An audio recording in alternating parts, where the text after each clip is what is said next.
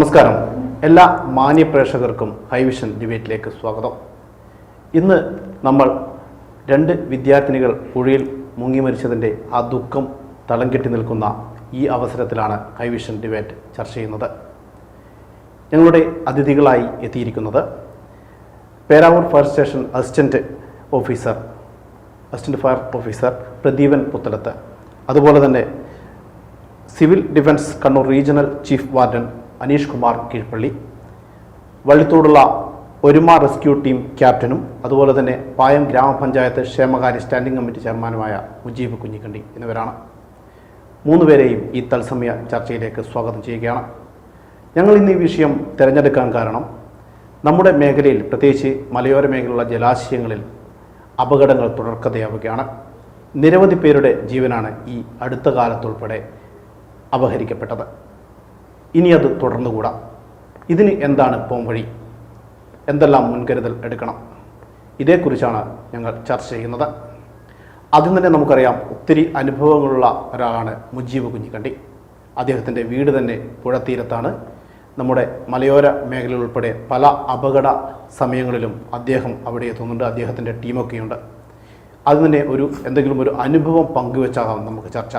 ശ്രീ മുജീബ് കുഞ്ഞിക്കണ്ടി, ഈ ഇത്രയും നാളത്തെ ഇടയിൽ നിങ്ങൾക്ക് പറയാനുള്ള ഒരു അനുഭവം എന്താണ്? നമ്മൾ 2018-19 കാലയളവിൽ ഉണ്ടായ പ്രളയം, ആ പ്രളയമാണ് നമ്മളൊരു ടീമിനെ ഫോം ചെയ്യണമെന്ന് പോലും തീരുമാനിച്ചത്. അതിൻ്റെ അടിസ്ഥാനത്തിൽ ഞങ്ങൾ അന്ന് 35ഓളം ആളുകളെ ഉൾപ്പെടുത്തിയിട്ടാണ് ഒരുമ റെസ്ക്യൂ ടീം എന്നുള്ളൊരു ടീമിനെ ഉണ്ടാക്കിയത്. പ്രൊഫഷണലായ ആളുകൾ, വ്യത്യസ്ത കഴിവുകൾ പ്രാവീണ്യം നേടിയ ആളുകൾ, നീന്താനാണെങ്കിൽ നീന്താൻ, മരം പൊട്ടി വീണാൽ അത് മുറിച്ച് മാറ്റേണ്ട ആളുകൾ, ഇലക്ട്രിക്കലായിട്ട് ബന്ധപ്പെട്ട ആളുകൾ, അങ്ങനെ വിവിധ മേഖലയിൽ കഴിവ് തെളിയിച്ച ആളുകളെ ചേർത്തിട്ടാണ് ഞങ്ങൾ ഒരുമ റെസ്ക്യൂ ടീമിനെ രൂപീകരിച്ചത്. പിന്നീട് പല ആളുകളും പല വഴിക്കും കാലാനുസൃതമായിട്ടുള്ള മാറ്റങ്ങൾ വന്ന സമയത്ത് പോയെങ്കിലും പുതിയ അംഗങ്ങളെ ഞങ്ങൾ തിരഞ്ഞെടുക്കുകയും അതേപോലെ കഴിവുള്ള ആളുകളെ തിരഞ്ഞെടുക്കുകയും ചെയ്തിട്ടുണ്ട്. ആ ടീം ഇപ്പോഴും വളരെ സജീവമായിട്ട് തന്നെ ദുരന്ത മേഖലകളിൽ ഇടപെട്ടുകൊണ്ട് തന്നെ ഇരിക്കുകയാണ്. അനുഭവം എന്ന് പറഞ്ഞാൽ ഞങ്ങളുടെ മുമ്പിലുള്ളത് എല്ലാ അനുഭവങ്ങളാണ്. ഞങ്ങൾ ഈ സംഘടന രൂപീകരിച്ച ഞാൻ ആദ്യം കേബിൾ നെറ്റ്വർക്കിൻ്റെ ഒരു തൊഴിലാളിയായിരുന്നു. കേബിൾ നെറ്റ്വർക്കാണ് നടത്തിക്കൊണ്ടിരുന്നത്. ആദ്യം സംഘടന രൂപീകരിച്ച് ഞങ്ങൾ ആദ്യത്തെ അറ്റംപ്റ്റ് എന്ന് പറയുന്നത് തന്നെ നമ്മളൊരു കേബിൾ തൊഴിലാളി മുടിയിരിഞ്ഞി പുഴയിൽ വീണുപോയ സമയത്ത് അന്നത്തെ പഞ്ചായത്തിൻ്റെ സെക്രട്ടറി ആയിരുന്ന ബാബു സാറ് ഞങ്ങളെ വിളിക്കുക, ഒരാളിങ്ങനെ വെള്ളത്തിൽ പോയിട്ട് ഹെൽപ്പ് ചെയ്യുമെന്ന് ചോദിച്ചു. നിങ്ങളൊരു പുതിയ സംഘടനയല്ലേ? ഞങ്ങൾ പോയി നമുക്കത് വളരെ പെട്ടെന്ന് തന്നെ റിക്കവർ ചെയ്തിട്ട് ബോഡി റിക്കവർ ചെയ്ത് കൊടുക്കാൻ വേണ്ടി പറ്റിയിട്ടുണ്ട്. അതുപോലെ പല അപകടങ്ങളും, നുച്ചാട് പുഴയിലാണെങ്കിൽ ശരി, നുച്ചാട് പുഴയിൽ ഒരു ഉമ്മയും 2 കുഞ്ഞുങ്ങളും പോയ സമയത്ത് ഏതാണ്ട് 4ാമത്തെ ദിവസം അവിടെ ക്യാമ്പ് ചെയ്തിട്ടാണ് ഞങ്ങൾ ആ ബോഡി എടുത്തു കൊടുക്കുന്നത്. ഒരുപക്ഷെ ആ ബോഡി നമുക്ക് ആ രീതിയിൽ റിക്കവർ ചെയ്യാൻ പറ്റിയില്ലെങ്കിൽ കിട്ടാൻ പോലും വളരെ ബുദ്ധിമുട്ടാകുകയായിരുന്നു. ഇതൊക്കെ പറയുമ്പോഴും മരിച്ചവർ വെള്ളത്തിൽ കിടക്കുമ്പോൾ ഞങ്ങളെ എങ്ങോട്ടും പോകാതെ, അതായത് ഈ ബോഡി കിട്ടുന്നത് വരെ അവിടെ നമ്മൾ നിലയുറപ്പിച്ച് നിൽക്കുന്ന ഒരു സമയമുണ്ട്. ഇവരുടെ ബന്ധുക്കൾ അവർ പുഴയുടെ തീരത്തിരിക്കുന്നതും മറ്റ് ആ കുടുംബത്തിൻ്റെ ഒരു വിഷമം അത് നേരിട്ട് കാണുമ്പം ഞങ്ങളെ പല മെമ്പർമാരും പിന്നീട് ഇത് കിട്ടുന്നത് വരെ സ്വന്തം വീട്ടിലേക്ക് മടങ്ങി പോകാത്ത നിലയിലാണ് ഞങ്ങൾ പ്രവർത്തിച്ചുകൊണ്ടിരിക്കുന്നത്. നമ്മളൊക്കെ ഇപ്പോൾ സാധാരണ കാണുന്ന പുഴകളൊക്കെ ശാന്തമായി ഒഴുകുന്ന പുഴകളാണ്. പക്ഷേ ഈ പുഴകൾ എങ്ങനെയാണ് അപകടകരമായി മാറുന്നത്? ശ്രീ പ്രദീപൻ പുത്രത്ത്. നമ്മൾ മനസ്സിലാക്കേണ്ട ഒരു കാര്യം, നമ്മുടെ ഈ മേഖല, പേരാവൂർ മേഖല എന്നൊക്കെ പറയുന്നത് മലയോര മേഖലയാണ്. അപ്പോൾ മലയിലുണ്ടാകുന്ന ശക്തമായ മഴ തീർച്ചയായിട്ടും പുഴയോരങ്ങളിൽ വലിയ ഒഴുക്ക് സൃഷ്ടിക്കുന്ന ഒരു സാഹചര്യമുണ്ട്. അപ്പോൾ ഇതൊന്നും മനസ്സിലാക്കാതെ ജനങ്ങൾ പുഴയുമായിട്ട് ബന്ധപ്പെട്ട് കുളിക്കാനും പുഴ കടക്കാനും മറ്റുള്ള ആവശ്യങ്ങൾക്കുമായിട്ട് പുഴയിലേക്ക് വരുമ്പോൾ പലരും ഇത് ശ്രദ്ധിക്കാറില്ല. അത് വലിയ ഒരു അപകട കാരണമാകുന്നുണ്ട് എന്നാണ് മനസ്സിലാക്കുന്നത്. തീർച്ചയായിട്ടും അപ്പോൾ നമ്മൾ ശ്രദ്ധിക്കേണ്ട ഒരു കാര്യം എന്താണെന്ന് വെച്ചാൽ, ഇങ്ങനെയുള്ള സാഹചര്യങ്ങളിൽ മഴയുള്ള സമയത്ത്, അതുപോലെ തന്നെ ഡാമുകൾ ഉള്ള പുഴകളാണെങ്കിൽ ഡാമുകൾ തുറക്കുന്ന സമയങ്ങളിൽ നമ്മൾ പുഴയുമായിട്ട് ബന്ധപ്പെടാതിരിക്കുക എന്നുള്ളതാണ് പൊതുജനങ്ങൾ ശ്രദ്ധിക്കേണ്ട ഒരു കാര്യം. അതുപോലെ തന്നെ നമുക്കറിയാം ഈ ഫയർഫോഴ്സിനോടൊപ്പം ചേർന്ന് പ്രവർത്തിക്കുന്ന ഒരു ടീമാണ് സിവിൽ ഡിഫൻസ്. സിവിൽ ഡിഫൻസിൻ്റെ ഭാഗമായി ഇപ്പോൾ കുറച്ച് നാളുകളായി നമുക്ക് എവിടെയും കാണാൻ പറ്റുന്നതാണ് ഫയർഫോഴ്സിനൊപ്പം തന്നെ ഓടി എത്തുന്ന സിവിൽ ഡിഫൻസിൻ്റെ കാര്യങ്ങൾ. അതേക്കുറിച്ച് ഇപ്പോൾ ഞങ്ങളോട് സംസാരിക്കുകയാണ് അനീഷ് കുമാർ കീഴ്പള്ളി. എന്താണ് സിവിൽ ഡിഫൻസ് ഇപ്പം പ്രാദേശിക ഹൈവേഷനൊക്കെ നിങ്ങൾക്ക് ഒരു പരിഗണന നൽകേണ്ട സാധാരണ ഇതിൽ സിവിൽ ഡിഫൻസ് കേരള അഗ്നിരക്ഷാ ശമന സേനയുടെ ഭാഗമായിട്ട് രൂപീകൃതമായത് 2019 ഒരു നിയമത്തിൻ്റെ ഭാഗമായിട്ട്, അന്നത്തെ ഒരു ഉത്തരവിൻ്റെ ഭാഗമായിട്ടാണ് രൂപീകൃതമായത്. പക്ഷേ യഥാർത്ഥത്തിൽ ഇന്ത്യയിൽ 1968 ഒരു ആക്ട് പ്രകാരം രൂപീകൃതമായ ഒരു സംഘടനയാണ്, അല്ലെങ്കിൽ ഒരു സന്നദ്ധ സേവന വിഭാഗമാണ് സിവിൽ ഡിഫൻസ്. ആദ്യഘട്ടങ്ങളിൽ അത് ഇന്ത്യയുമായി ബന്ധപ്പെട്ട യുദ്ധത്തിൻ്റെ സമയത്ത് പൊതുജനങ്ങൾക്ക് അവരുടെ സ്വത്തിനും സുരക്ഷിതത്വം നൽകുക, അതുപോലെ തന്നെ ആപൽഘട്ടങ്ങളിൽ സഹായം എത്തിക്കുക എന്ന ഉദ്ദേശത്തോടെയാണ് തുടങ്ങിയെങ്കിലും പിന്നീടുള്ളൊരു അമെൻമെൻറ്റിലൂടെ 2009 ഒരു ഭേദപ്പെടുത്തലിലൂടെ ഇതിൻ്റെ അടുത്ത് ദുരന്ത നിവാരണം കൂടെ സിവിൽ ഡിഫൻസിൻ്റെ ഭാഗമാക്കി. അത്തരത്തിലാണ് നമ്മൾ ഈ ദുരന്ത മേഖലയിലേക്ക് ഈ സിവിൽ ഡിഫൻസിൻ്റെ സാന്നിധ്യം ഇന്ത്യയിൽ അനുഭവപ്പെട്ടു തുടങ്ങുന്നത്.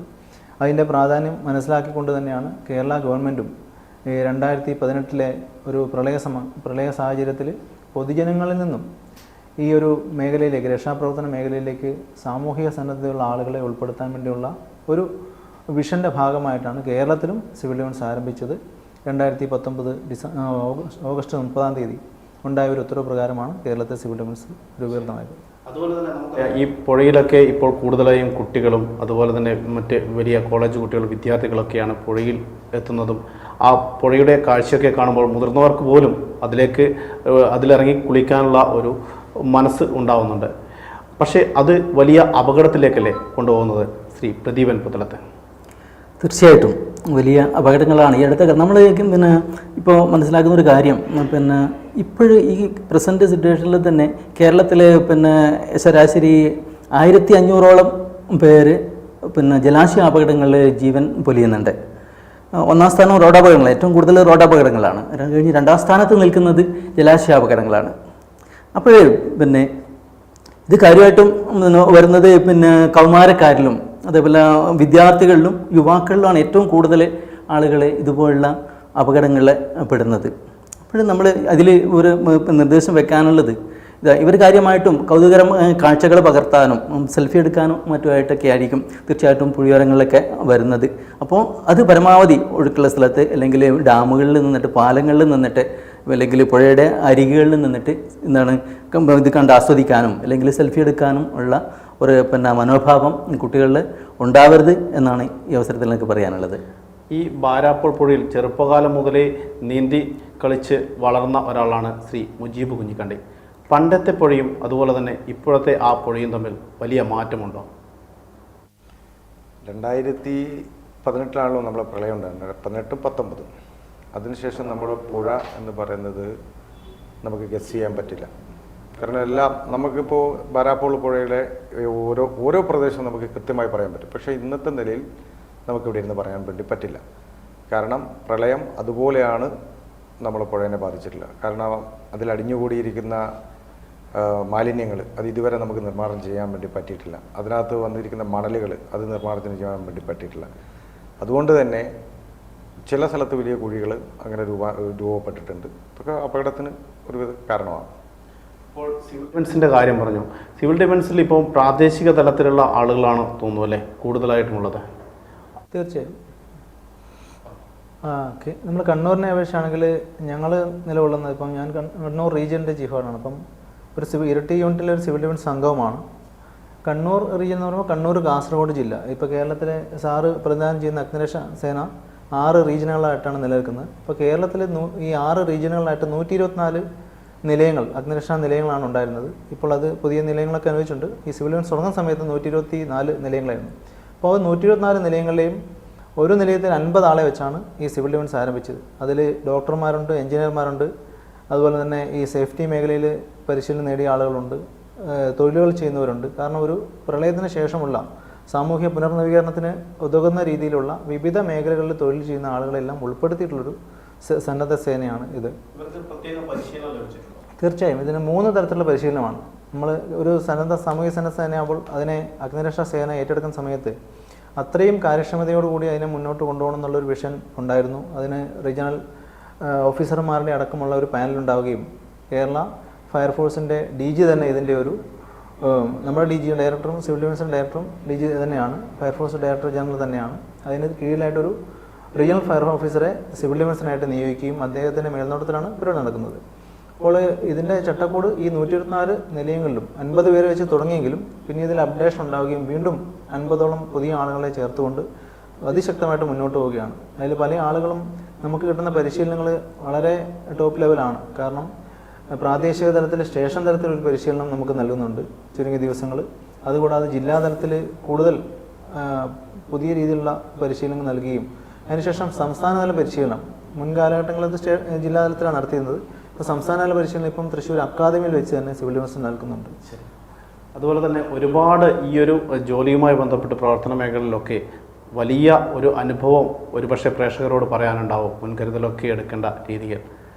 ആ ഏതെങ്കിലും ഒരു അനുഭവം പറയാനുണ്ടോ ശ്രീ പ്രദീപൻ പുത്തലത്ത്? ഉണ്ട്, തീർച്ചയായിട്ടും ഉണ്ട്. പിന്നെ ഈ കഴിഞ്ഞ വർഷം പിന്നെ നമ്മുടെ ഇരട്ടത്തോട് പുഴയിൽ ഒരച്ഛൻ കൊച്ചിനെയും കൊണ്ട്, ഒരു ചെറുമകനെയും കൊണ്ട് പിന്നെ അവിടെ പുഴയിൽ കുളിക്കാനായിട്ട് വന്നതാണ്. ഏകദേശം പുള്ളിക്ക് പിന്നെ അറിയാവുന്ന സ്വഭാവം, പുഴയുടെ സ്വഭാവം അറിയാവുന്ന ഒരു വ്യക്തി തന്നെയാണ്. എങ്കിലും സമീപത്തുണ്ടായ മാറ്റങ്ങളൊന്നും ശരിക്കും അദ്ദേഹത്തിന് പിന്നെ എന്താ പ്രതീക്ഷിച്ചിട്ടുണ്ടായിരിക്കില്ല. അദ്ദേഹം കുട്ടിയെ തോളിലെടുത്തുകൊണ്ട് പിന്നെ ആ പുഴയിൽ അങ്ങനെ നടന്ന് നീങ്ങി മുന്നോട്ട് പോകുമ്പോൾ ഇച്ചിരി ആഴത്തിലേക്ക് വന്നു. ആ സമയത്ത് ഒരു കുട്ടി, മൂത്തൊരു കുട്ടി കരയിൽ പിന്നെ നിൽക്കുന്നുണ്ട്. അപ്പോൾ അങ്ങോട്ടേക്ക് മുമ്പ് തന്നെ ഈ കുട്ടി നിലവിളിക്കാൻ തുടങ്ങിയിട്ടുണ്ടായിരുന്നു. പക്ഷെങ്കിൽ നിർഭാഗ്യം എന്ന് പറയട്ടെ, ആ അച്ഛൻ വീണ്ടും കയത്തിലേക്ക്, ഈ അടുത്ത കാലത്തുണ്ടായ ഒരു കയയാണത്, ആ കയത്തിലേക്ക് മുങ്ങിത്താഴുകയും അച്ഛനും ആ ഒരു കൊച്ചും അവിടെ തന്നെ താഴ്ന്നു പോകുന്ന, ജീവൻ പൊലിഞ്ഞു പോകുന്ന ഒരു സാഹചര്യം, ആ ഒരു കേസ് ഞാൻ അറ്റൻഡ് ചെയ്തിട്ടുണ്ട്. അപ്പോൾ ഇതുപോലുള്ള ഒരു സാഹചര്യത്തിൽ എനിക്ക് ഈ സമൂഹത്തോട് പറയാനുള്ളത്, നമ്മൾ സ്വഭാവം അറിയാത്ത ഒരു പുഴയിലും നമ്മൾ കുളിക്കാനോ അല്ലെങ്കിൽ അവിടെ പിന്നെ പിന്നെ കാഴ്ചകൾ കണ്ട് ആസ്വദിക്കാനോ പുഴയിൽ ഇറങ്ങാനോ പാടില്ല എന്നുള്ളതാണ്. ഇതുപോലുള്ള ഒരുപാട് അനുഭവങ്ങൾ ഇപ്പോൾ തന്നെ നമുക്ക് ഇന്ന് പിന്നെ 2-ാം തീയതി ഉണ്ടായ ഒരു അനുഭവം, ഷഹ്റാനെയും അതേപോലെ തന്നെ സൂര്യയും രണ്ടുപേരും പിന്നെ അവിടെയുള്ള പിന്നെ ആൾക്കാർ തന്നെ പറഞ്ഞിട്ടുണ്ട്, പല മീൻ പിടിക്കുന്ന ആൾക്കാർ തന്നെ പറഞ്ഞിട്ടുണ്ട് അവരോട് പിന്നെ അങ്ങോട്ട് പോകാൻ പാടില്ല. അവർക്ക് ആ പുഴയുടെ സ്വഭാവം വ്യക്തമായിട്ട് അറിയാം, നല്ല കയമുള്ളതാണ്, ഒഴുക്കുള്ളതാണെന്ന് അറിയാം. പക്ഷെങ്കിൽ ആ പിന്നെ അവരുടെ ആ നിർദ്ദേശം പോലും വകവയ്ക്കാതെയാണ് ശരിക്കും ആ കുരുന്നുകളെ, ശരിക്കും കുട്ടികളെ പിന്നെ ആ പുഴയിലേക്ക് ഇറങ്ങിയത്. അപ്പോൾ നമുക്ക് ഒരിക്കലും വ്യക്തമായിട്ട് അറിയാത്ത ചെളികളുള്ള പാറക്കെട്ടുകളുള്ള ഇതുപോലുള്ള ജലാശയങ്ങളിലൊന്നും നമ്മൾ ഇറങ്ങാൻ പാടില്ല എന്നാണ് എനിക്ക് പറയാനുള്ളത്. നമുക്കറിയാം, ഇപ്പോൾ ഒരുമ റെസ്ക്യൂ ടീമിൻ്റെ കയ്യിൽ തന്നെ ഒത്തിരി ഉപകരണങ്ങളൊക്കെ അവർ സ്വന്തമായി രൂപകൽപ്പന ചെയ്തത് ഉൾപ്പെടെയുണ്ട്. അതൊക്കെ ഞങ്ങൾ വാർത്ത റിപ്പോർട്ട് ചെയ്യുന്നതിൻ്റെ ഭാഗമായി കണ്ടതുമാണ്. ഇങ്ങനെയുള്ള സംവിധാനങ്ങളൊക്കെ എങ്ങനെയാണ് നിങ്ങൾ അതിനുള്ള പണം കണ്ടെത്തുന്നതും, അതുപോലെ തന്നെ എന്തെങ്കിലും ഒരു അപകടങ്ങളൊക്കെ ഉണ്ടെങ്കിൽ അറിഞ്ഞ് അതിനൊക്കെയുള്ള തുക എങ്ങനെയാണ് നിങ്ങൾ സ്വരൂപിക്കുന്നത്? ശ്രീ മുജീബ് കുഞ്ഞിക്കണ്ണി. ഞങ്ങൾ ഒരു പ്രാദേശികമായി കുറച്ച് ചെറുപ്പക്കാർ ചേർന്നിട്ടുള്ള ഒരു സംഘടനയാണ്. ഫണ്ട് എന്ന് പറയുന്നത് ഞങ്ങൾ അവിടെയുള്ള ആളുകൾ പൊതുവായിട്ട് ഞങ്ങളെ ഹെൽപ്പ് ചെയ്യുന്ന ഒരുപാട് ആളുകളുണ്ട്. അവർ തന്നെയാണ് ഞങ്ങൾക്ക് ഇത്തരം നാടിന് നല്ലത് നടക്കണമെന്ന് ചിന്തിക്കുന്ന കുറച്ചധികം ആളുകളുണ്ട്. അവരാണ് ഞങ്ങൾക്ക് ആംബുലൻസ് ഉൾപ്പെടെയുള്ള സാധനങ്ങൾ വാങ്ങിച്ചു തന്നിട്ടുള്ളത്. പിന്നെ ഈ അപകടങ്ങളുമായി ബന്ധപ്പെട്ടിട്ട് എല്ലാവർക്കും നമ്മൾ പരിശീലനമൊക്കെ കൊടുത്തിട്ടുണ്ട്. കൂടാതെ എനിക്ക് ഈ അപകടം, ഈ നമ്മളെ ഈ പുഴയിൽ വീണ് സംഭവിക്കുന്ന അപകടങ്ങളെക്കുറിച്ചിട്ട് പറയാനുള്ളത് എന്താണെന്ന് വെച്ച് കഴിഞ്ഞാൽ, ഇപ്പോൾ നമ്മൾ മക്കൾക്ക് 1 ലക്ഷം രൂപേൻ്റെ മൊബൈൽ വാങ്ങിച്ചു കൊടുക്കും. ചിലപ്പോൾ ആൻഡ്രോയിഡ് സെറ്റ്. നമ്മൾക്ക് മക്കളോട് ഭയങ്കര സ്നേഹമാണ്. പരമാവധി ബൈക്ക് വേണമെന്ന് പറഞ്ഞാൽ ബൈക്ക് വാങ്ങിച്ചു കൊടുക്കും, കാറ് വാങ്ങിച്ചു കൊടുക്കും. എന്നാൽ അതേ നമ്മളെ മക്കൾ ഒരു 5000 രൂപ കൊടുത്തു കഴിഞ്ഞാൽ നീന്തൽ വിദഗ്ധനായി മാറും. നമ്മുടെ നാട്ടിലെ മുഴുവൻ ആളുകളും അത് ശ്രദ്ധിക്കേണ്ട ഒരു കാര്യമാണ്. പണ്ടൊക്കെ നമുക്ക് ടോയ്ലറ്റ്, ബാത്റൂം അങ്ങനെയുള്ള സാധനങ്ങൾ കുറഞ്ഞ സമയത്ത് നമ്മളൊക്കെ പുഴയിൽ പോയി കുളിക്കുമായിരുന്നു. ഇന്ന് പുഴയിൽ കുളിക്കാൻ ആളുകളില്ല. അതാണ് എൻ്റെ യാഥാർത്ഥ വസ്തു. അതുകൊണ്ട് തന്നെ നീന്തൽ നമ്മൾ നോർമലായിട്ടുള്ള ആളുകൾക്ക് ചിന്തിക്കാൻ പറ്റുന്ന ഒരു രീതിയിലാണ്. കാരണം നമ്മൾ മക്കളെ പുഴയിലേക്ക് പോകാൻ വിടില്ല. അതൊരു പ്രശ്നമാണ്. അപ്പം അതിന് പരിഹാരമായിട്ട് എല്ലാ രക്ഷിതാക്കളും കുട്ടികളെ നീന്തൽ പരിശീലനം നിർബന്ധമായിട്ടും ചെയ്യിക്കുക. ഞങ്ങൾ തന്നെ കഴിഞ്ഞ 2 വർഷം മുമ്പ് 200ഓളം കുട്ടികളെയാണ് നീന്തൽ പരിശീലനം കൊടുത്തത്. കൊണ്ടുവന്നിട്ടാണ് നമ്മുടെ നാട്ടിൽ ഗിന്നസ് വേൾഡ് റെക്കോർഡ് എന്നൊക്കെ ചാൾസൺ ഏഴുമലയെ പോലെയുള്ള ഏറ്റവും നല്ല ട്രെയിനർ ഉണ്ടാകുമ്പോൾ ഓരോ പ്രാദേശിക തലത്തിലും ഓരോ നാട്ടിലും ചെറുനാടുകളിലും നീന്തൽ പഠിക്കാൻ വേണ്ടി അവിടെ ഓരോ സംഘടന ഉണ്ടാക്കി വളർന്നു വരുന്ന കുട്ടികൾക്ക് നീന്തൽ പരിശീലനം കൊടുക്കുക. ഒരു കാര്യം ഞാൻ ഇപ്പോഴും പറയുകയാണ്, പുഴ ഒരു അപകടകാരിയല്ല. പുഴ ഒരു സാധനത്തിനെയും കൊണ്ടുപോകുന്നില്ല. ആ കൊണ്ടുപോയ സാധനത്തിനെല്ലാം നമുക്ക് പുറത്തേക്ക് തരുന്നുണ്ട്. ആ പുഴയെ നമ്മളൊന്ന് അറിഞ്ഞാൽ മതി. ഒന്ന് വെറുതെ നമ്മൾ ബലം പിടിക്കാതെ നിന്നാൽ അതൊരു പരിശീലൻ്റെ കൈ കിട്ടുമ്പോൾ നിങ്ങൾക്ക് 1 മണിക്കൂർ കൊണ്ടൊക്കെ വളരെ നല്ല രീതിയിൽ തന്നെ നീന്താൻ പറ്റുന്ന രീതിയിലുള്ള ട്രെയിനർമാർ നമ്മുടെ ജില്ലയിൽ തന്നെയുണ്ട്. അപ്പോൾ അത്തരം കഴിവുള്ള ആളുകളെ ഉപയോഗിക്കുക. നീന്തൽ പരിശീലനം കൊടുക്കേണ്ട കുട്ടികൾക്കൊക്കെ നീന്തൽ പരിശീലനം കൊടുക്കുക. പിന്നെ അശ്രദ്ധ ഇതിനൊരു പ്രധാന ഘടകമാണ്, അതുകൂടി ശ്രദ്ധിക്കുക. ശ്രീ അനീഷ് കുമാർ നേരത്തെ പറഞ്ഞതുപോലെ നമ്മുടെ മലയോര മേഖല സിവിൽ ഡിഫൻസ് സംഘങ്ങൾ പല ജോലിയിലുള്ളവരൊക്കെയാണെന്ന് പറഞ്ഞു. പക്ഷേ ഈ ഒരു സംഭവം എവിടെയെങ്കിലും ഒരു അപകടം നടക്കുന്ന ആ സമയത്ത് തന്നെ ഓടിയെത്താനുള്ള ആ ഒരു സംവിധാനം എങ്ങനെയാണ് ഒരുക്കിയിട്ടുള്ളത്?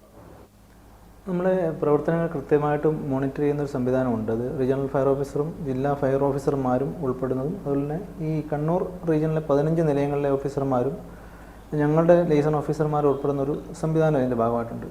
അതുകൂടാതെ ഈ വളണ്ടിയർമാരെ ചുമതലപ്പെടുത്തിക്കൊണ്ട് ഒരു സ്റ്റേഷൻ ആണെങ്കിൽ അതിന് ഒരു post warden, deputy post warden ഉണ്ടാവും. ഇപ്പോൾ പേരാവൂരാണെങ്കിൽ ശ്രീനിവാസൻ, അതുപോലെ സോളി തോമസ് ഉണ്ട്. ഇരിട്ടിയിലാണെങ്കിൽ അരുൺ ബാലക്കണ്ടിയും അത് ഡോളമയുണ്ട്. മട്ടന്നൂരാണെങ്കിൽ ഷിജിത്ത് മാവിൽ. അങ്ങനെ എല്ലാ നിലയങ്ങൾക്കും ഒരു post warden, deputy post warden എന്നിങ്ങനെയുള്ള ചുമതല നൽകിയിട്ടുണ്ട് ആ ഒരു ഗ്രൂപ്പിനെ ലീഡ് ചെയ്യാൻ വേണ്ടി. അതുകൂടാതെ ഒരു ജില്ലാ അടിസ്ഥാനത്തിൽ ജില്ലാ വാർഡനുണ്ട്. കണ്ണൂർ ജില്ലയുടെ വാർഡൻ സബിന്ദാണ്. അതുപോലെ തന്നെ ഡെപ്യൂട്ടി വാർഡന്മാരുണ്ട്, അബ്ദുൾ റഹൂഫ് മുതലായവർ. അപ്പോൾ കാസർഗോഡിന് വേറെ ആളുണ്ട്. അങ്ങനെ ഓരോ ജില്ലകൾക്കും ഓരോ യൂണിറ്റുകൾക്കും ഈ 2 ജില്ലകൾ ചേരുന്നതാണ് ഇപ്പോൾ കണ്ണൂർ റീജിയൻ. ഞാൻ ഒരു ചുമതല വഹിക്കുന്നു. അപ്പോൾ ഇതിന് കൃത്യമായിട്ടൊരു വാട്സപ്പ് ഗ്രൂപ്പുണ്ട്. അതുകൂടാതെ വളണ്ടിയർമാർ, നമ്മൾ ഇതിലെ ചുമതലയുള്ള പോസ്റ്റ് വാർഡന്മാരെന്ന് പറയുന്നവരെ ഉൾപ്പെടുത്തിക്കൊണ്ടുള്ള പ്രത്യേക ഒരു ഗ്രൂപ്പ് വളണ്ടിയർ ഭാഗത്തുമുണ്ട്. അപ്പോൾ നമ്മളൊരു ഇൻസിഡൻറ്റ് ഉണ്ടായ സമയത്ത് ഇതിൽ പ്രവർത്തിക്കുന്ന ആളുകളെ നമ്മൾ വളരെയധികം അവർ അത്രയ്ക്കും സെൻസിറ്റീവാണ് ഈ ഒരു വിഷയങ്ങളോട്. വാർത്തകളിൽ എവിടെയെങ്കിലും ഒരു വിഷയം, ഒരു മിസ്സിംഗ് കേസോ അല്ലെങ്കിൽ ഒരു മുങ്ങിമരണം ഉണ്ടായിക്കഴിഞ്ഞാൽ പല യൂണിറ്റിൽ നിന്നും ഇപ്പോൾ ഇരിട്ടിയിൽ പ്രവർത്തനത്തിൽ പങ്കെടുക്കാൻ വേണ്ടി നമുക്ക് ഇരിട്ടിയിലെ മാത്രം ആളുകളല്ല, പേരാവൂരിൽ നിന്നുണ്ടാവും, മട്ടന്നൂരിൽ നിന്നുണ്ടാവും, അങ്ങേറ്റം കണ്ണൂരുണ്ടാവും, ഇനി പയ്യന്നൂരിൽ നിന്നൊക്കെ ഉണ്ടാവും, പല സ്ഥലങ്ങളിലുള്ള ആളുകൾ വരും. അപ്പോൾ ഇത് തീരദേശ മേഖലയിലുള്ള വളണ്ടിയേഴ്സിന് കുറച്ചുകൂടി നീന്തൽ കടലിലിറങ്ങി പരിചയമുള്ളവരുണ്ടാവും. അപ്പോൾ അങ്ങനെ പയ്യന്നൂർ മേഖല ഉള്ളവരൊക്കെ അത്തരം കാര്യങ്ങൾക്ക് അവരും വരും.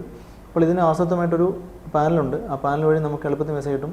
പലരും ജോലി വരെ ഇപ്പം സ്വയം തൊഴിൽ ചെയ്യുന്നവരുണ്ടാവും, ദിവസവേതനം ജോലി ചെയ്യുന്നവരുണ്ടാവും. അവർക്ക് ആ ജോലി ഒഴിവാക്കിയിട്ടാണ് വരിക. ഇങ്ങനെ ഒരു കോളിന് വേണ്ടി കാത്തിരിക്കുന്നവരെ പോലെ, അതായത് ഒരു ഇൻസിഡൻറ്റ് ഉണ്ടാകുമ്പോൾ സമൂഹത്തിന് കൂടെ നിൽക്കാൻ വേണ്ടി സദാ സന്നദ്ധരാണ് അവർ. എടുത്തു പറയേണ്ടത് ശ്രീ മുജീബ് കുഞ്ഞിക്കണ്ടി നേരത്തെ പറഞ്ഞതുപോലെ നീന്തൽ പഠിപ്പിക്കുക എന്നുള്ളത് തന്നെയാണ് ഒരു പ്രധാന ഘടകം. പ്രത്യേകിച്ച് ഒക്കെ അറിയാം, കഴിഞ്ഞ കുറച്ച് നാൾ 2 വർഷം 3 വർഷം മുന്നേ, കോവിഡിന് മുന്നേയൊക്കെ ഫയർഫോഴ്സിൻ്റെ നേതൃത്വത്തിലൊക്കെ നീന്തൽ പരിശീലനം നടത്തിയിട്ടുണ്ട് കുട്ടികൾക്കൊക്കെ. ഈ ഒരു സംവിധാനം സ്കൂൾ തലത്തിൽ തന്നെ തുടങ്ങേണ്ട സമയവും ആയി എന്നാണ് തോന്നുന്നത്, അല്ലേ ശ്രീ പ്രദീപൻ പുത്രത്ത്? ശരിയാണ്. അതായത് പിന്നെ നമ്മുടെ ഫയർ ആൻഡ് റെസ്ക്യൂ ടീമിനെ തന്നെ സംബന്ധിച്ച് പറയുകയാണെങ്കിൽ മുൻകാലങ്ങളിൽ പിന്നെ ഒരു നീന്തൽ അറിഞ്ഞിരിക്കുക എന്നുള്ളത് ഒരു യോഗ്യതയായിട്ട് ഉണ്ടായിരുന്നില്ല. നമ്മൾ സർവീസിൽ വന്നതിന് ശേഷം ട്രെയിനിങ്ങിൻ്റെ ഭാഗമായിട്ടാണ് നമ്മൾ പോലും നീന്തൽ പഠിച്ചിട്ടുണ്ടായിരുന്നത്. പക്ഷേ ഇന്ന് സർവീസിൽ വരുന്ന ഒരാളുടെ നിർബന്ധ യോഗ്യതയാണ് അദ്ദേഹം നീന്തൽ അറിഞ്ഞിരിക്കണം. അതേപോലെ വെള്ളത്തിൽ നിശ്ചിത സമയം ഫ്ലോട്ട് ചെയ്യാൻ നിർബന്ധനാണ് അദ്ദേഹം. പക്ഷേ പിന്നെ അതുപോലെ തന്നെ പിന്നെ ആ സമയത്തൊന്നും നമ്മൾ കുട്ടികളെ നീന്തൽ പഠിപ്പിക്കുക എന്നുള്ള ഒരു പദ്ധതിയായിട്ടൊന്നും മുന്നോട്ട് പോയിരുന്നില്ല. പക്ഷേങ്കിൽ 2014 സർക്കാരിൻ്റെ തന്നെ ഒരു പദ്ധതി, അതായത് പിന്നെ മിഷൻ 676, അത് ജലരക്ഷാ പദ്ധതിയാണ്. ആ ജലരക്ഷാ പദ്ധതിയുടെ ഭാഗമായിട്ട് സ്കൂൾ കുട്ടികളെ നീന്തൽ പഠിപ്പിക്കാനുള്ള ഒരു ഉത്തരവാദിത്വം അഗ്നിരക്ഷാ സേനയുടെ മേലിൽ വരികയുണ്ടായെന്ന് വെച്ചാൽ അതൊരു വലിയൊരു ദൗത്യമാണ്. പിന്നെ അതിൽ തന്നെ കുട്ടികൾക്ക് പിന്നെ ലഘുഭക്ഷണങ്ങൾ നൽകിക്കൊണ്ട്, അത് മുട്ടയും പാലും ബിസ്ക്കറ്റും നൽകിക്കൊണ്ട് ഉള്ള ഒരു പദ്ധതിയായിരുന്നു, സർക്കാരിൻ്റെ ഫണ്ട് തന്നുകൊണ്ടുള്ള ഒരു പരിപാടിയായിരുന്നു അത്. നമ്മൾ 2014 പിന്നെ ആരംഭിച്ച ആ ഒരു പരിപാടി 2015 തന്നെ ഏകദേശം ഒരു 400ഓളം പിന്നെ കുട്ടികളെ നമ്മൾ പേരാവൂർ അഗ്നിരക്ഷാ നിലയത്തിൻ്റെ നേതൃത്വത്തിൽ പിന്നെ നീന്തൽ പഠിപ്പിച്ചിട്ടുണ്ട്. അതിന് നമ്മൾ ട്രെയിനറായിട്ട് നമ്മുടെ തന്നെ ഉദ്യോഗസ്ഥനായ രമേഷ് കുമാർ ആലച്ചേരി, അദ്ദേഹം ഇന്ന് പിന്നെ കണ്ണൂർ അക്വാറ്റിക് അസോസിയേഷൻ്റെ ജില്ലാ സെക്രട്ടറിയാണ്. പിന്നെ അദ്ദേഹം വളരെ ആത്മാർത്ഥതയുള്ള ഒരു മനുഷ്യനാണ് അദ്ദേഹം. പിന്നെ ഈ സമയം വരെ ഏകദേശം 1500-ലധികം കുട്ടികളെ നമ്മൾ ഈ പ്രദേശത്തെ സമീപ സ്കൂളുകളിലുള്ള കുട്ടികളെ നമ്മൾ നീന്തൽ പഠിപ്പിച്ചിട്ടുണ്ട്. അതുപോലെ തന്നെ അങ്ങനെ തുടരുന്നുണ്ടോ എങ്ങനെയാണ്?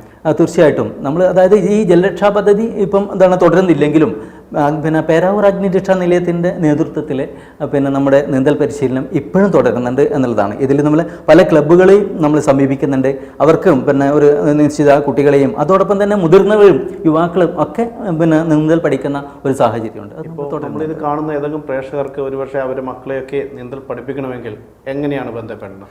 തീർച്ചയായിട്ടും അവർ പിന്നെ സമീപത്തുള്ള ഏതെങ്കിലും ഒരു ക്ലബിൻ്റെ പേരിൽ നമ്മളെ സ്റ്റേഷൻ ഓഫീസർക്ക് ഒരു അപേക്ഷ നൽകുകയാണെങ്കിൽ തീർച്ചയായിട്ടും ഒരു നിശ്ചിത കുട്ടികൾ ഒരു 25 കുട്ടികളോ അല്ലെങ്കിൽ 15 ആയാലും കുഴപ്പമില്ല, അത്രയും കുട്ടികളെ പിന്നെ സംഘടിപ്പിച്ചുകൊണ്ട് നമ്മുടെ സ്റ്റേഷനെ സമീപിക്കുകയാണെങ്കിൽ തീർച്ചയായിട്ടും നമ്മൾ നീന്തൽ പരിശീലനം നൽകുന്നതായിരിക്കും. ഇപ്പോൾ നല്ല ഒഴുക്കും പിന്നെ വെള്ളം ശുദ്ധമില്ലാത്ത വെള്ളം വേനൽക്കാലത്ത് മാത്രമേ പരിപാടി നമ്മൾ ഇനി ആരംഭിക്കുകയുള്ളൂ.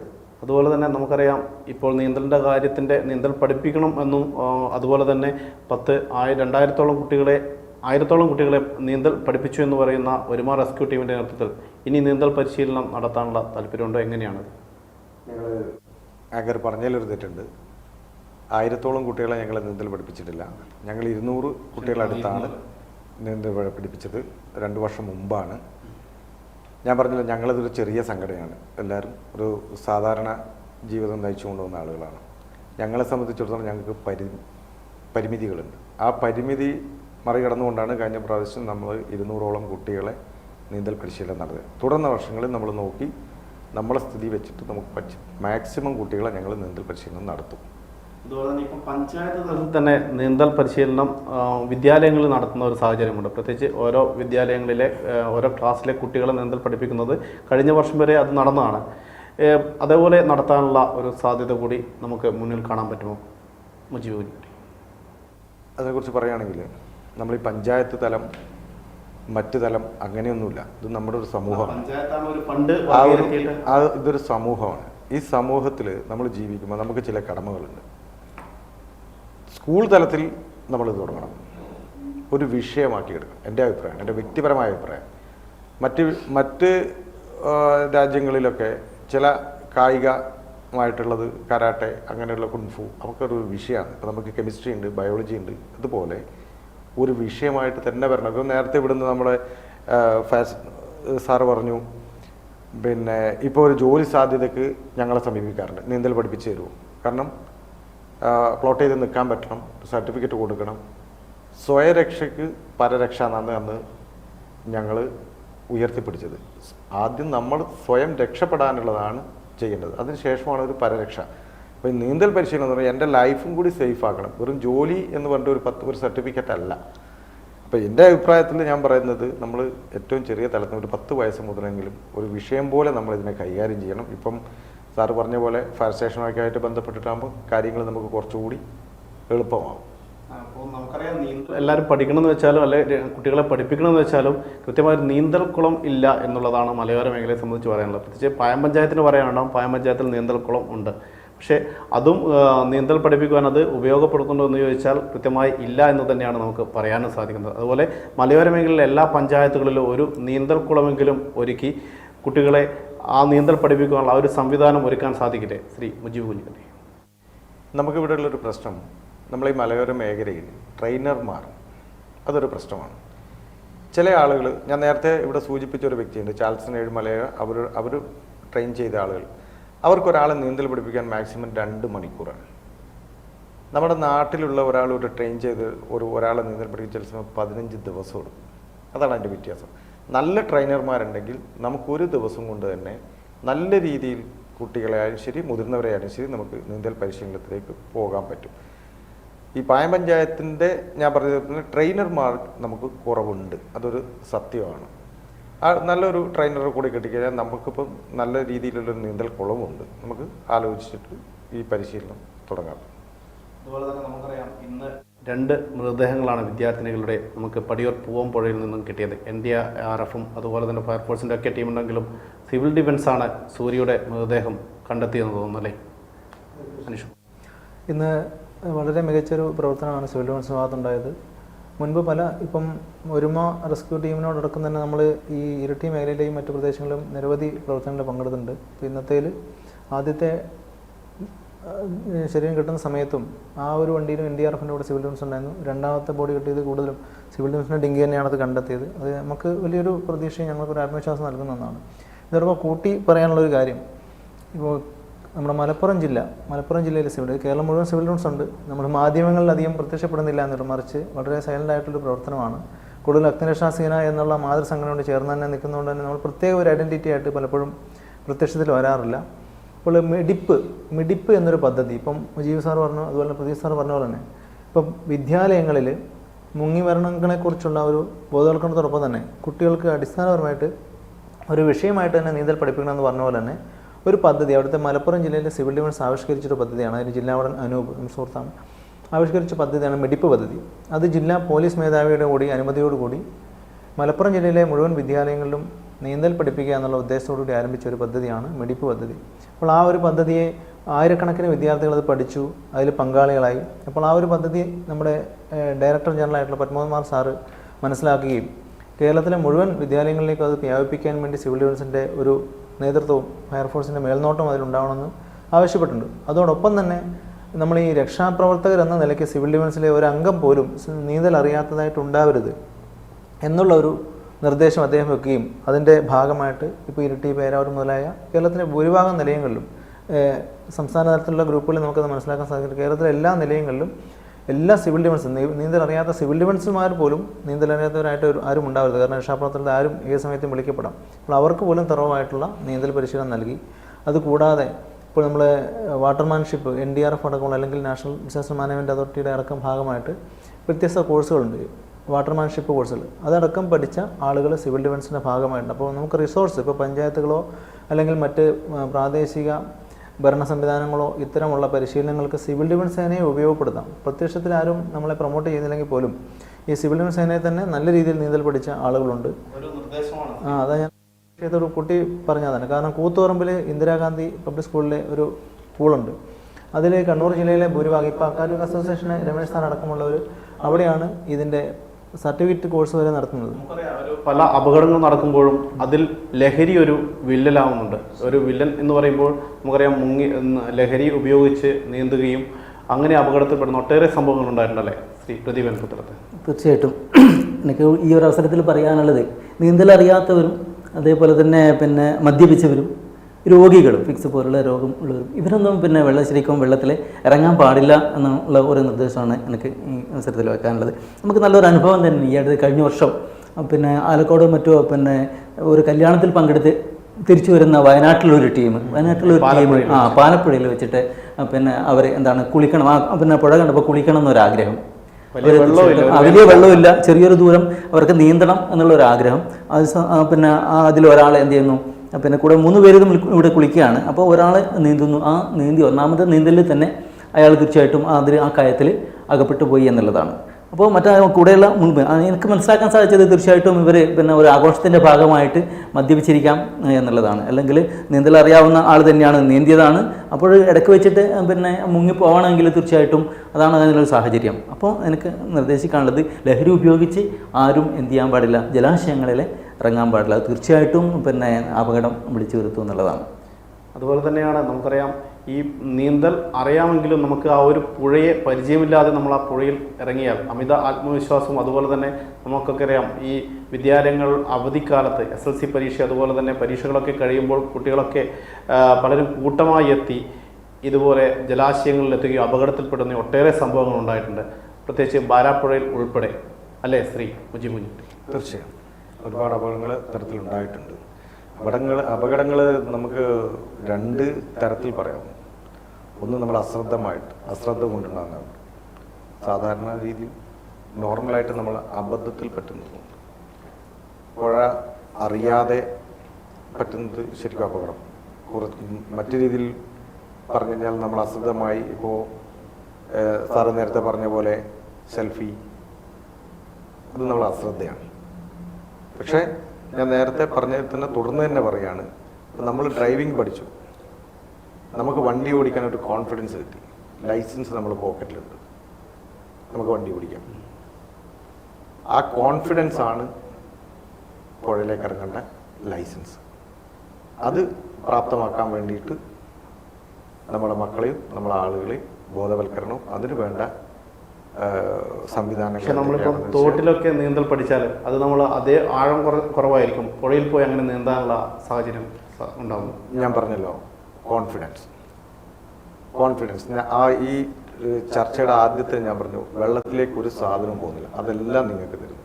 നിങ്ങൾ നീന്തുന്ന സമയത്ത് നിങ്ങൾ വെറുതെ ഒന്ന് പൊങ്ങിക്കിടന്നാൽ നിങ്ങൾക്കത് മനസ്സിലാവും. ഇപ്പം ഞാൻ പറഞ്ഞു തരാം, ഇന്നലെ നമ്മളെ ഷഹർബയും സൂര്യയും മരിച്ചു. ആ കുട്ടികൾ വീണ സ്ഥലത്ത് നിന്നും ഏതാണ്ട് ഒരു 35 മീറ്റർ ദൂരത്തിലാണ് ആ രണ്ട് കുട്ടികളെ നമുക്ക് ലഭിച്ചത്.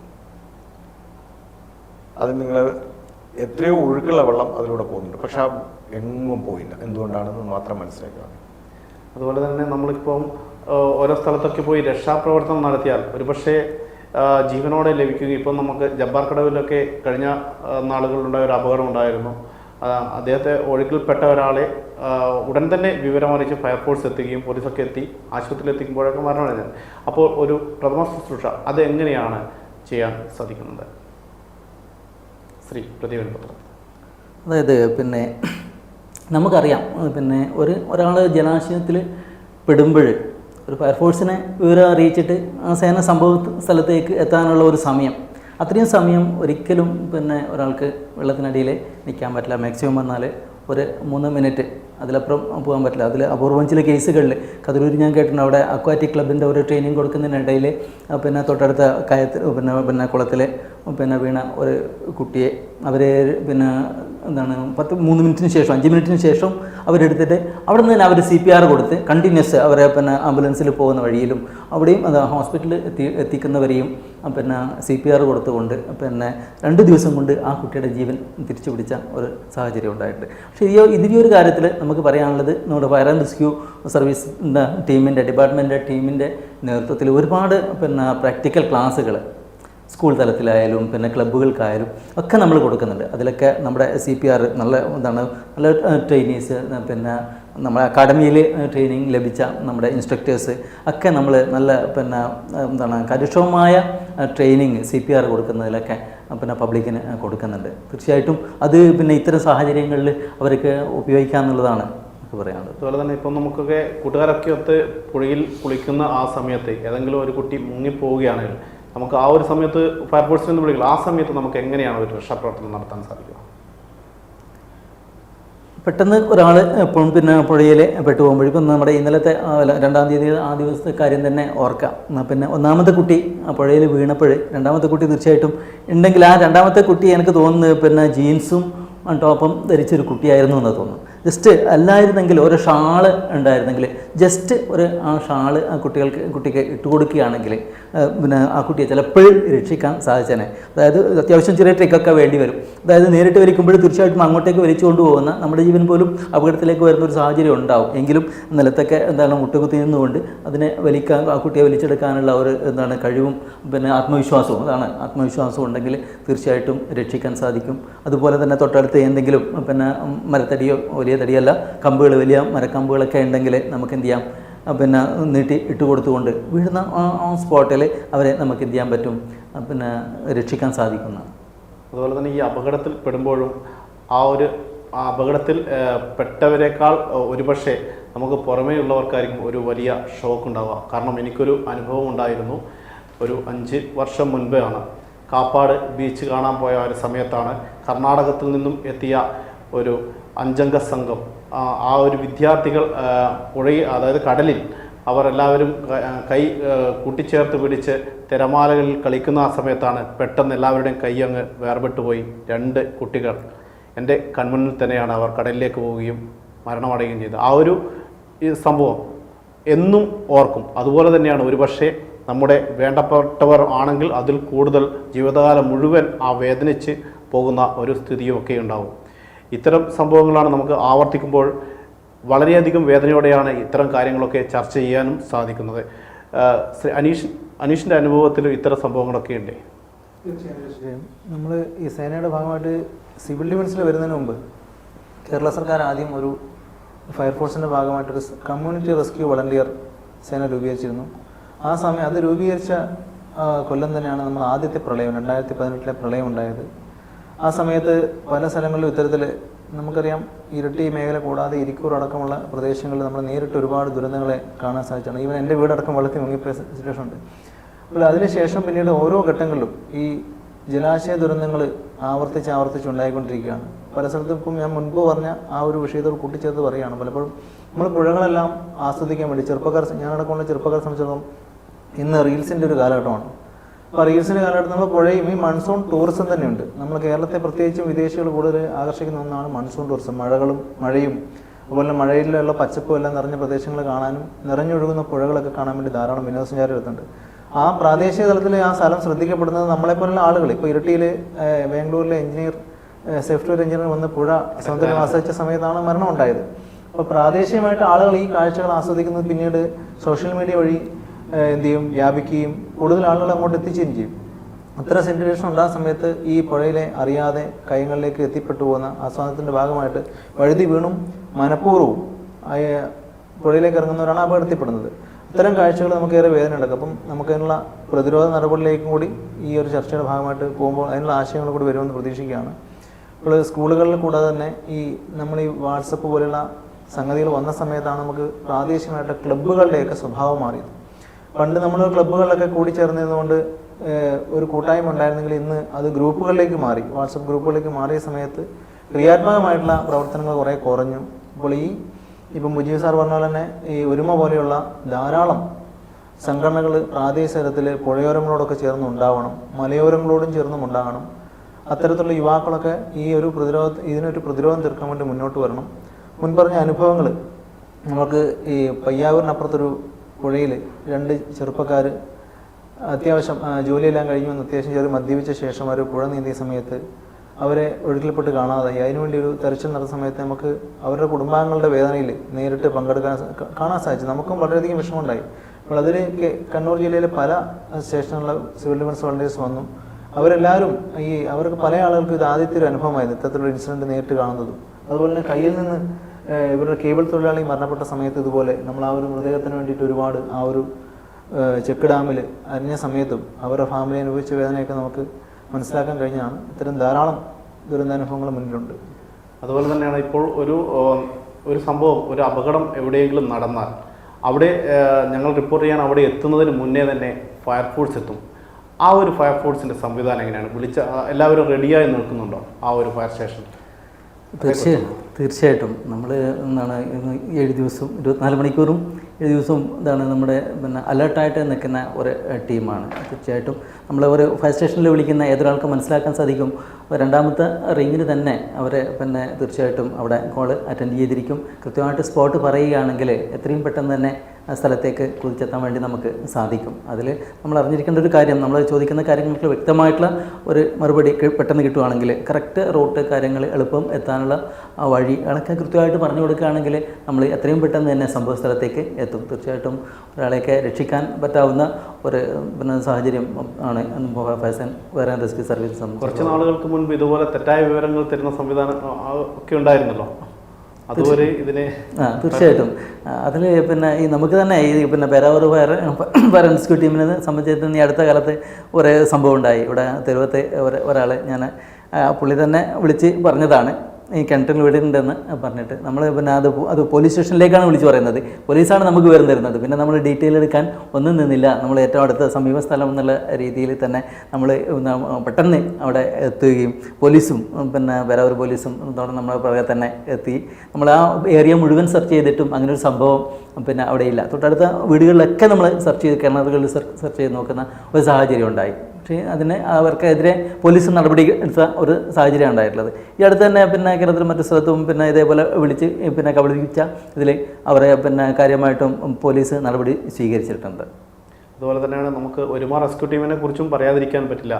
കാരണം അവരും ആ ടീമിലുള്ള അംഗങ്ങളൊക്കെ പല ജോലിയിലുള്ളവരാണ്. പക്ഷേ ഇത്തരം ഒരു അപകടങ്ങളോ സംഭവങ്ങളോ ഉണ്ടാകുമ്പോൾ അവരെയൊക്കെ എങ്ങനെയാണ് യോജിപ്പിച്ച് കൊണ്ടുപോകുന്നത്? ശ്രീ മുജീബിനെ പറ്റി.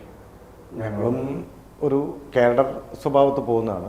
അപകടം ഉണ്ടായാൽ അത് എന്ത് ജോലിയാണെങ്കിലും അതവിടെ സ്റ്റോപ്പ് ചെയ്തിട്ട് വരണം എന്നാണ് കർശന നിർദ്ദേശം. അപകടത്തിൻ്റെ വ്യാപ്തി അനുസരിച്ചിട്ടായിരിക്കും ഞങ്ങൾ ഇടപെടുക. വലിയ അപകടമാണെങ്കിൽ ഞങ്ങളെല്ലാം മുഴുവൻ ടീം അംഗങ്ങളും വരും.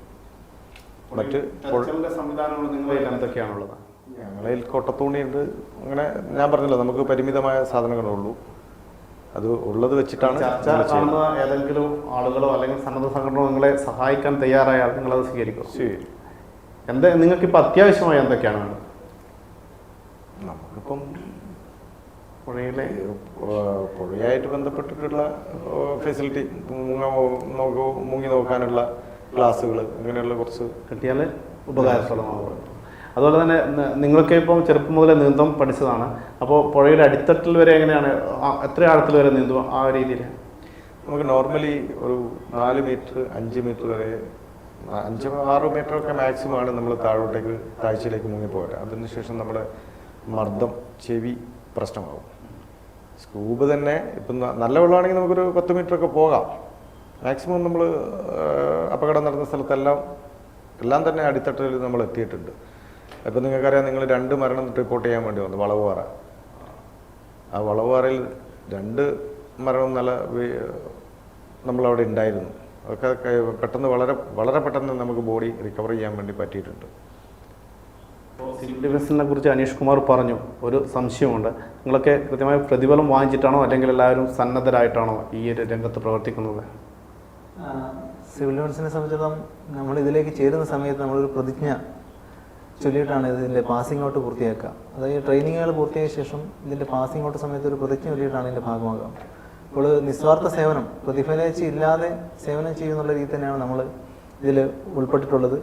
നമ്മൾക്ക് പരിശീലന സമയത്ത്, അതായത് ഇപ്പം യുവാക്കളെയൊക്കെ തന്നെ ഈ പരിശീലനത്തിലേക്ക് പങ്കാളികളൊക്കെയാണ് ആദ്യഘട്ടം.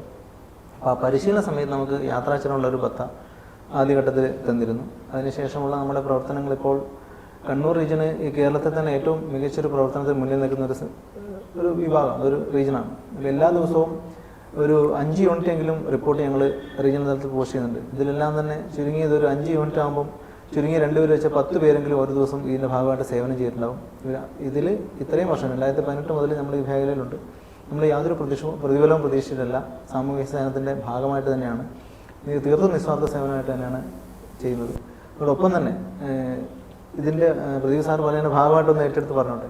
അതായത് ഒരു ദുരന്തമുണ്ടാകുന്ന സ്ഥലത്തേക്ക് അഗ്നിരക്ഷാസേന എല്ലാ തിരക്കും മാറ്റി വെച്ചുകൊണ്ട് അവർ സദാ സന്നദ്ധരായിട്ട് ഓടിയെത്തും. പക്ഷെ പലപ്പോഴും നമുക്ക് ഇൻസിഡൻറ്റ് നടന്ന സ്ഥലത്തേക്ക് എത്തിപ്പെടാൻ പ്രയാസമായിരിക്കും. കാരണം പബ്ലിക് ഇതറിഞ്ഞ ശേഷം പൊതുജനങ്ങൾ പലപ്പോഴും വാഹനങ്ങളും എല്ലാ കാറുകളും ബൈക്കെല്ലാം കൊണ്ടുവന്ന് ഈ ഒരു ഇൻസിഡൻറ്റ് നടന്ന സ്ഥലം ഫുള്ളി കവേർഡ് ആവുന്നൊരു അവസ്ഥ ഉണ്ടാകുന്നുണ്ട്. ഒരു ക്രൗഡ് സ്വാഭാവികമായിട്ട് വരും, ഒരു സംഭവം നടക്കുമ്പോൾ വരും. അപ്പോൾ ഇത്തരം അഗ്നിരക്ഷാസേന എത്തുന്ന സമയത്ത് ഈ ക്രൗഡിൽ പബ്ലിക് തന്നെ, പൊതുജനങ്ങൾ തന്നെ മുന്നിട്ടെടുത്ത് ഈ സേനയ്ക്ക് ഏറ്റവും എളുപ്പത്തിൽ ആ സ്ഥലത്തേക്ക് എത്തിച്ചേരാൻ വേണ്ടിയുള്ള സൗകര്യം ഒരുക്കണം. ഈ സിവിൽ ഡിഫൻസിനെയൊക്കെ തന്നെ ഫോം ചെയ്ത് ഇപ്പം നമ്മളെയൊക്കെ ഫോം ചെയ്തതിൻ്റെ പ്രധാന ഉദ്ദേശം ഫസ്റ്റ് റെസ്പോണ്ടർ എന്ന രീതിയിലാണ്. ഒരു ഇൻസിഡൻറ്റ് നടക്കുന്ന സമയത്ത് അഗ്നിരക്ഷാ സേനയിൽ കോളെത്തി 10 കിലോമീറ്റർ 20 കിലോമീറ്റർ ദൂരെയുള്ള അഗ്നിരക്ഷാ സേന സ്ഥലത്തേക്ക് എത്തുന്നതിനുള്ളിൽ അവർ ബേസിക്കായിട്ട് ആ പ്രദേശത്തുള്ള ഒരു വളണ്ടിയർ ബേസിക്കായിട്ട് അവിടെ ചെയ്യേണ്ട കാര്യങ്ങൾ ചിലതുണ്ട്. ഫസ്റ്റ് റെസ്പോണ്ടറായിട്ട് ഒന്ന്, സേന എത്താനുള്ള വഴിയൊരുക്കുക, അവിടെ അപകടത്തിൽപ്പെട്ട ആൾക്കുള്ള പ്രഥമ ശുശ്രൂഷ ഇവർ പരിശീലനം ലഭിച്ചതിൻ്റെ അടിസ്ഥാനത്തിൽ നൽകുക, അല്ലെങ്കിൽ ആ സിറ്റുവേഷൻ ക്ലിയർ ആവുക, ഇൻഫർമേഷൻ കൃത്യമായിട്ട് നൽകുക, വഴി പറഞ്ഞു കൊടുക്കുക, മുതലായ കാര്യങ്ങളുണ്ട്. അപ്പോൾ പബ്ലിക്ക് നമ്മളിപ്പോൾ ഈ ഒരു ധാരാളം ജനങ്ങളുണ്ട് റോഡ് സൈഡിലൊക്കെ. നമുക്ക് പുതിയൊരു വാഹനം, അതായത് ഇപ്പോൾ ഒരു ഫയർഫോഴ്സിൻ്റെ ഒരു യൂണിറ്റിൻ്റെ വാഹനം വന്നു കഴിഞ്ഞാൽ അടുത്ത വാഹനം 10 മിനിറ്റ് കഴിഞ്ഞിട്ടാണ് വരുന്നതെങ്കിൽ അവർക്ക് വെക്കാനുള്ള സ്ഥലമില്ല.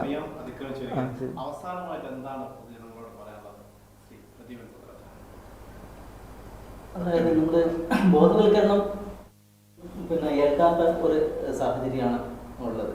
അല്ലെങ്കിൽ ഈ അപകടങ്ങൾ ഒരേ ദിവസം തന്നെ ചെറിയ സമയത്തിന്റെ വ്യത്യാസത്തിൽ തന്നെ തൊട്ടടുത്ത പ്രദേശങ്ങളിൽ ഇതേ ജനാശയ അപകടങ്ങൾ ഉണ്ടാകുന്ന അവസ്ഥയുണ്ട്. അതിനകത്ത് മനസ്സിലാവുന്നത് ശരിക്കും ഇതുപോലുള്ള ബോധവൽക്കരണമൊന്നും യേശുന്നില്ല. അതുകൊണ്ട് തന്നെ തീർച്ചയായിട്ടും മുഴുവൻ ആളുകളും അതിൽ നീന്തൽ പഠിച്ചിരിക്കണം എന്നുള്ളതാണ്. അതായത് സ്കൂൾ തലത്തിൽ 10ാം തീയതി ഞാൻ മുജീബ് പറഞ്ഞതുപോലെ സ്കൂൾ പാഠ്യപദ്ധതിയിൽ അത് ഇത് നീന്തൽ ഒരു പാഠഭാഗമാക്കണം. അതുപോലെ തന്നെ 10ാം ക്ലാസ്സിന് വിടുന്നതിന് മുന്നേ തന്നെ മുഴുവൻ വിദ്യാർത്ഥികളും അതോടൊപ്പം അധ്യാപകരും എന്ന് ഞാൻ പറയുന്നു. എന്താ കാരണം എന്ന് വെച്ചാൽ ഇത് നമ്മളൊരാളെ ഉപദേശിക്കുമ്പോൾ അത് തനിക്ക് ചെയ്യാൻ പറ്റാത്ത കാര്യങ്ങൾ മറ്റൊരാളെ കൊണ്ട് ചെയ്യിക്കാൻ ശരിയല്ലല്ലോ. തീർച്ചയായിട്ടും. അതുകൊണ്ട് അധ്യാപകരടക്കം നീന്തൽ പഠിച്ചിരിക്കണം. അതുപോലെ തന്നെ പിന്നെ മുഴുവൻ പഞ്ചായത്തുകളിലും എന്താണ് ഇതുപോലെ നീന്തൽ കുളങ്ങൾ, സ്വിമ്മിംഗ് പൂൾസ് ഉണ്ടാക്കാനുള്ള സംവിധാനം എന്താണ് സർക്കാർ തലത്തിൽ ആലോചിക്കണം. അതുപോലെ തന്നെ പിന്നെ എല്ലാ പ്രദേശങ്ങളിലും പിന്നെ അക്വാറ്റിക് ക്ലബ്ബുകൾ പിന്നെ എന്താണ് സ്ഥാപിക്കുകയും അതുപോലെ തന്നെ അവരുടെ സർട്ടിഫൈഡ് കോഴ്സുകൾ കൊടുക്കുകയൊക്കെ ചെയ്യുകയാണെങ്കിൽ തീർച്ചയായിട്ടും നമുക്ക് ഈ ദുരന്തത്തെ ഒരു പരിധിവരെ കുറയ്ക്കാൻ സാധിക്കും. അതുതന്നെയാണ് നമ്മുടെ ഈ ഒരു ചർച്ചയിൽ, പ്രത്യേകിച്ച് നമ്മളുടെ ഈ ഒരു 2 പെൺകുട്ടികൾ മുങ്ങി മരിച്ച ഈ ഒരു സാഹചര്യത്തിലാണ് ഈ ഒരു ചർച്ച കൊണ്ടുവന്നത്. നമുക്കറിയാം, രാത്രിയും പകലും എല്ലാവരും ഉറങ്ങുമ്പോൾ പോലും ഏത് സമയത്തും വിളിച്ചാൽ ഫോണെടുക്കുന്ന അഗ്നിരക്ഷാ സേനയുടെ കാര്യം തന്നെയാണ് ഇവിടെ വളരെ പ്രധാനപ്പെട്ടത്. പക്ഷേ നമുക്കറിയാം, നമ്മുടെ മലയോര മേഖലയില്ല ഈ ഒരു കാര്യം കൂടി പറയാതെ നിർത്താൻ വയ്യ. പേരാവൂരിലെയും ഇരിട്ടിയിലെയും അഗ്നിരക്ഷാ സേന എങ്ങനെയാണ് കഴിയുന്നത്, അവരുടെ ഓഫീസ് എങ്ങനെയാണ് എന്നുകൂടി നമ്മുടെ അധികൃതർ ഒന്ന് കണ്ടാൽ നന്നാകും. ഇനി മറ്റൊരു അവസരത്തിൽ കാണുന്നതുവരെ നന്ദി, നമസ്കാരം.